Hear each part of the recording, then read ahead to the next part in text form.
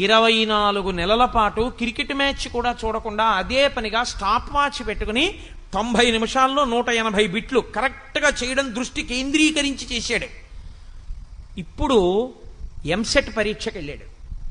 నువ్వంతకుముందు 36 నెలలు ఎంత సాధన చేశావన్నది ఇప్పుడు నువ్వు ఈ 3 గంటలో 2 గంటలో ప్రభుత్వం అనుమతించిన సమయంలో నీ దృష్టిని ఎంత పెడతావన్న దాని మీదే నీ జీవిత సుఖశాంతులు.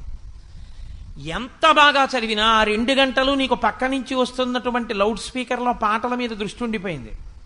క్యాంపస్ సెలక్షన్లో ఉద్యోగం వచ్చేటటువంటి ఇంజనీరింగ్ కాలేజీలో నీకు సీట్ రాదు.